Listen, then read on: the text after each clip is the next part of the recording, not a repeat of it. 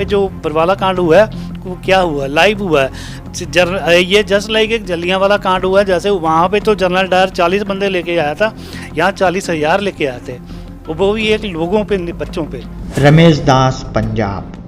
संत रामपाल जी महाराज जी के ज्ञान को अनसुना करने वाले भी अब समझ चुके हैं कि ना तो ये संत मामूली है और ना इनका ज्ञान। संत रामपाल जी महाराज वेद शास्त्रों से प्रमाणित जो ज्ञान प्रदान करते हैं उसे अब अधिकांश लोग समझने लगे हैं। संत रामपाल जी महाराज सबसे पहले तो अपने शिष्यों की बुराई छुड़वाते हैं और विकारों में लिप्त लोग इसी डर से इस ज्ञान को अनदेखा अनसुना कर देते हैं और फिर ऊपर से लोक लाज। नहीं, बिल्कुल ये सही बात है, मानते हैं, लेकिन हमारे मैं अपनी बताता हूँ, हमारे घर में 14 फैमिली मेंबर्स हैं, वो टोटली राधा स्वामी में है, ठीक है। लेकिन कुछ ऐसे है वो हम लोगों को थोड़ा वो ये कहते हैं अभी ये तो उधर चले गए हैं, दूसरे में चले गए हैं, लेकिन उन लोगों को पता है हमारी क्या पोजीशन से अब हम कैसे हैं। कुछ ऐसे बंदे होते हैं, कुछ अपने शर्म की हमारी वो दूसरी जगह जाना नहीं चाहते। हम भी अपने घर में लगाते हैं ये गुरुजी का सत्संग, सुबह रिमेनिंग अपना सुबह का पाठ होगा, नित्यनेम होता है, रमैनी होती है, शाम को भी जो करते हैं आरती करते हैं, हम ऊंची आवाज़ में लगाते हैं। चलो ऐसे होता है, बंदा जब भी किसी दूसरी जगह में जाता है, हर एक बंदे का एक लाइफ में टर्निंग पॉइंट होता है। बंदा जाना तो चाहता है लेकिन उसके अंदर कुछ विकार होते हैं, शर्म की मारी वो दूसरी जगह नहीं जा रहे, मैं इस धर्म में जा रहा हूँ तो दूसरे वाले मुझे क्या कहेंगे। लेकिन एक ज़िंदगी में एक जाता है बंदा, एक टर्निंग पॉइंट होता है लाइफ का। अन्य पंथों को छोड़कर अब लाखों लोग संत रामपाल जी महाराज जी की शरण में आने लगे हैं, क्योंकि संत रामपाल जी महाराज जी के ज्ञान को समझने के बाद भक्ति के नाम पर बिजनेस करने वाले नकली गुरुओं की सच्चाई भी अब समाज में उजागर होने लगी है। हम सेवा करते थे, वहाँ पे लंगर सेवा करते थे, तो उसमें ज़्यादा कुछ हमें इतना पता नहीं चलता था, हम छोटे बच्चे थे ऐसे उससे भी कर रहे थे।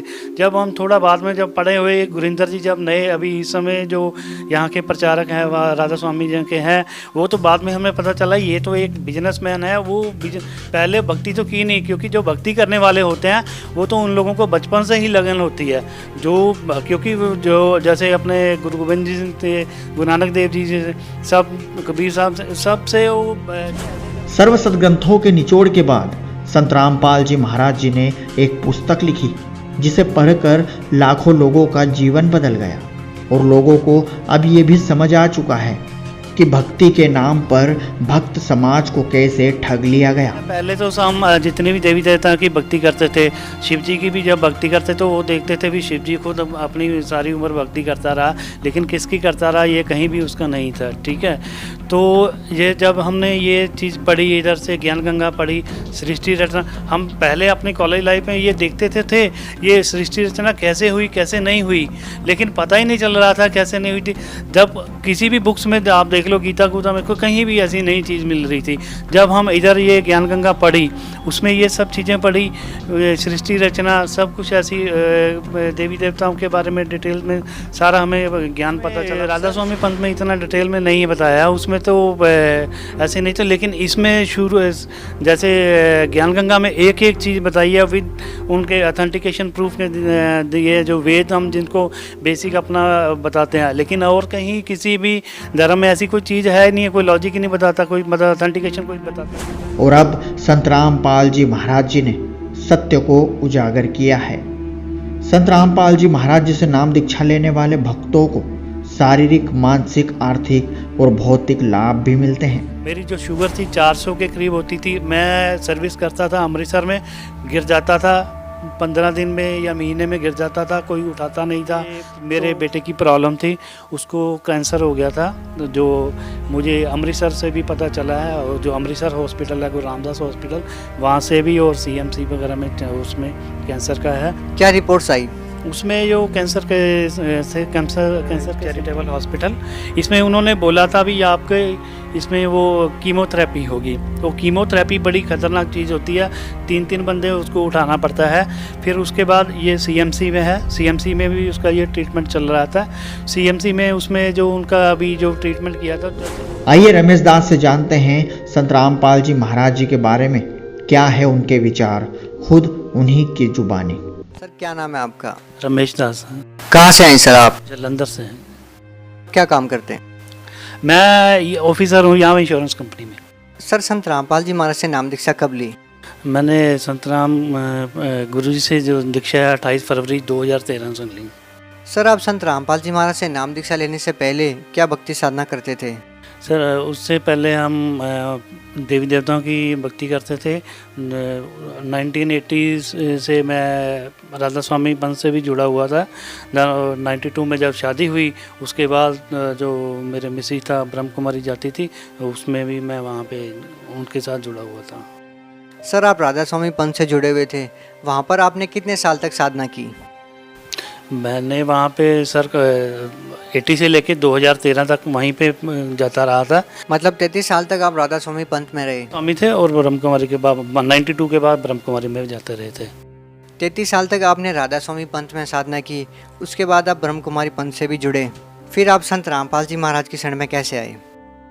ये हमने साधना टीवी पे वो सत्संग देखते थे, मिसी जी महाराज देखते थे। मैं तो अमृतसर में पोस्टर था, तो ये जब देखते थे फिर हमने वहाँ पे आपका एक मैसेज आता है भी, जो ज्ञान गंगा पुस्तक हमने मंगवाई, उनको फिर पढ़ा और पढ़ने के बाद तो मिसी बोली, फिर वहाँ पे हम चले गए थे। वहाँ पे उस पर हमने नामदान लिया। सर, ज्ञान गंगा पुस्तक के बारे में बहुत सारे श्रद्धालु जिक्र करते हैं। ऐसी ज्ञान गंगा पुस्तक में कौन सी विशेष बात आपको लगी जिसको पढ़कर आप अट्रैक्ट हुए कि हाँ, संत रामपाल जी महाराज को गुरु बनाना चाहिए? उसमें ऐसे था, पहले तो हम जितने भी देवी देवता की भक्ति करते थे, शिव जी की भी जब भक्ति करते तो वो देखते थे भी शिव जी खुद अपनी सारी उम्र भक्ति करता रहा, लेकिन किसकी करता रहा ये कहीं भी उसका नहीं था। ठीक है, तो ये जब हमने ये चीज़ पढ़ी, इधर से ज्ञान गंगा पढ़ी, सृष्टि रचना, हम पहले अपनी कॉलेज लाइफ में ये देखते थे ये सृष्टि रचना कैसे हुई कैसे नहीं हुई, लेकिन पता ही नहीं चल रहा था कैसे नहीं हुई थी। जब किसी भी बुक्स में आप देख लो, गीता गूता में कहीं भी ऐसी नई चीज़ मिल रही थी। जब हम इधर ये ज्ञान गंगा पढ़ी, उसमें ये सब चीज़ें पढ़ी, सृष्टि रचना सब कुछ ऐसी देवी देवताओं के बारे में डिटेल में सारा हमें ज्ञान पता चला। सर, सृष्टि रचना के बारे में तो राधा स्वामी पंथ में भी बताया जाता है। संत रामपाल जी महाराज ने आपको ऐसी कौन सी बातें बताई जिससे आपको लगा कि हाँ, ये बात सही है?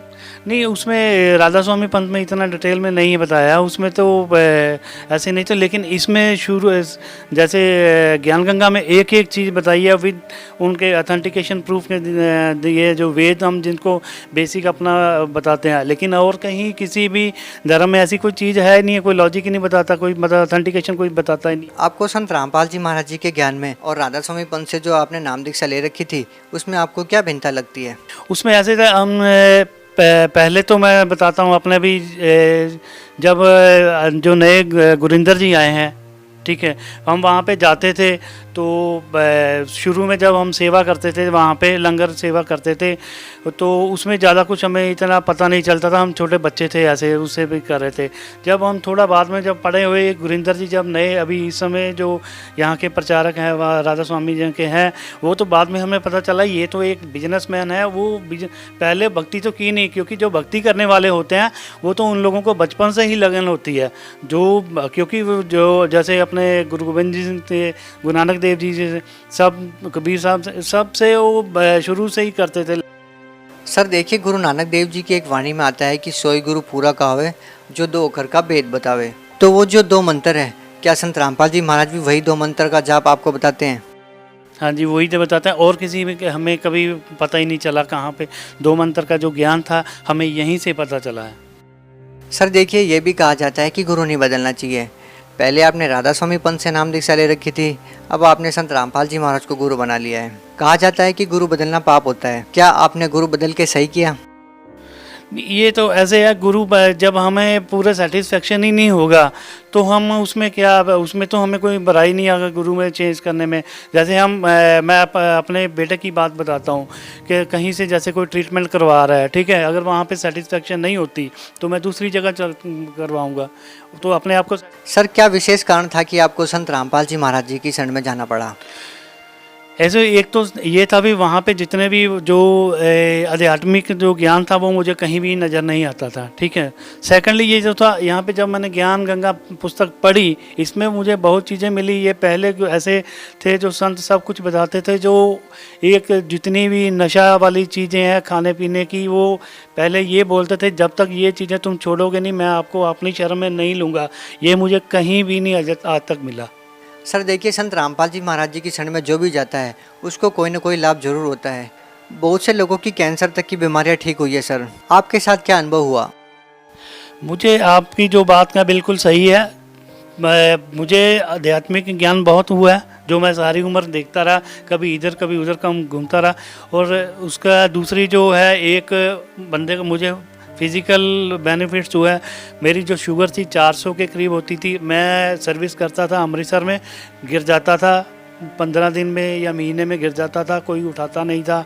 तो फिर जब से ये अपना गुरुजी का नामदान लिया, उसके बाद मेरी अभी शुगर भी बिल्कुल नियर अबाउट 130-135 है, और मैं आज तक कोई मेडिसिन भी नहीं खाता। उसके बाद दूसरा जो मुझे फाइनेंशियल क्राइसिस था, मेरे घर का अभी मकान नहीं बन रहा था 2-3 साल से, और मैंने अभी अपना मकान भी बना लिया।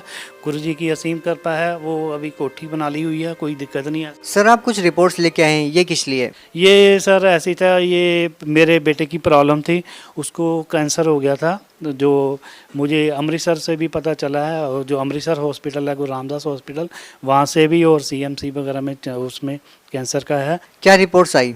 उसमें जो कैंसर के सिम्टम्स थे। सर क्या है इन रिपोर्ट्स में? डॉक्टर ने क्या रिपोर्ट्स दी आपको? इसमें सर ये है, मेरे बेटे का गले में ना थोड़ा, इसमें थोड़ा क्लॉट्स है। लेकिन जब मैंने ये हॉस्पिटल है गुरु रामदास चैरिटेबल हॉस्पिटल, इसमें उन्होंने बोला था भी आपके इसमें वो कीमोथेरेपी होगी। तो कीमोथेरेपी बड़ी ख़तरनाक चीज़ होती है, 3-3 बंदे उसको उठाना पड़ता है। फिर उसके बाद ये CMC में है, CMC में भी उसका ये ट्रीटमेंट चल रहा था।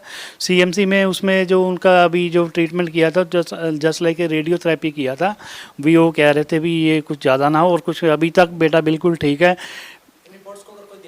ये देखना चाहे मेरे पास जब मर्जी आ जाए। मेरा मोबाइल नंबर है 9463052890, और जलंधर में है। जब भी रिंग करो, मैं आपके पास कहीं भी बोलो, ये अपनी रिपोर्ट्स लेके आ सकता हूँ, कोई दिक्कत। सर आपके बेटे का कैंसर ठीक हो गया, क्या आपके जो पड़ोसी हैं, जो आपके रिलेटिव हैं, क्या वो प्रभावित हैं? क्या वो मानते हैं कि वास्तव में संत रामपाल जी महाराज जी में शक्ति है? नहीं, बिल्कुल ये सही बात है, मानते हैं। लेकिन मैं अपनी बताता हूँ, हमारे घर में 14 फैमिली मेंबर्स हैं, वो टोटली राधा स्वामी में है, ठीक है। लेकिन कुछ ऐसे हैं, वो हम लोगों को थोड़ा वो ये कहते हैं अभी ये तो उधर चले गए हैं, दूसरे में चले गए हैं। लेकिन उन लोगों को पता है हमारी क्या पोजीशन से, अब हम कैसे हैं। कुछ ऐसे बंदे होते हैं, कुछ अपने शर्म की मारी वो दूसरी जगह जाना नहीं चाहते। हम भी अपने घर में लगाते हैं ये गुरुजी का सत्संग, सुबह रिमेनिंग अपना सुबह का पाठ होगा, नित्यनेम होता है, रिमेनिंग होती है, शाम को भी जो करते हैं आरती करते हैं, हम ऊंची आवाज़ में लगाते हैं। चलो ऐसे होता है, बंदा जब भी किसी दूसरी जगह में जाता है, हर एक बंदे का एक लाइफ में टर्निंग पॉइंट होता है। बंदा जाना तो चाहता है, लेकिन उसके अंदर कुछ विकार होते हैं, शर्म की मारी वो दूसरी जगह नहीं जा रहे। मैं इस धर्म में जा रहा हूँ तो दूसरे वाले मुझे क्या कहेंगे। लेकिन एक ज़िंदगी में एक जाता है बंदा, एक टर्निंग पॉइंट होता है लाइफ का। सर संत रामपाल जी महाराज अभी जेल में है, क्या आप लोगों का संत रामपाल जी महाराज में अभी भी दृढ़ विश्वास है? या बिल्कुल, मोर देन 100%। सर आप लोगों की अटूट आस्था को देखकर हैरानी होती है कि बरवाला जैसी बड़ी घटना के बाद भी आप लोग संत रामपाल जी महाराज से जुड़े हुए हैं, लाखों लोग उसके बावजूद भी उनसे जुड़ रहे हैं। सर इसका क्या कारण है? देखो, ये चीज़ अभी तक इतने सब ये 2006 से भी उन्होंने किया था, तो अभी तक उन पे कोई जितने भी वो उन्होंने ये केस लगाए हैं, वो उसका अभी तक कोई प्रूव नहीं कर पाए, ठीक है। 2006 पे भी उन लोगों पे, अपने गुरुजी पे और भक्तों पे ऐसे उन्होंने लगाए थे, इल्ज़ाम लगाए थे, लेकिन अभी तक कोई प्रूफ नहीं कर पाए। तो अभी भी जैसे ये कर रहे हैं, अभी भी ये तो लाइव लोगों ने देखा है, लोग आजकल वेल एजुकेटेड हैं, बच्चे ने देखा है। ये यहाँ पे जो बरवाला कांड हुआ है, वो क्या हुआ, लाइव हुआ है। ये जस्ट लाइक एक जलियांवाला कांड हुआ है। जैसे वहाँ पे तो जनरल डायर 40 बंदे लेके आया था, यहाँ 40,000 लेके आए थे, वो भी एक लोगों पे, बच्चों पे।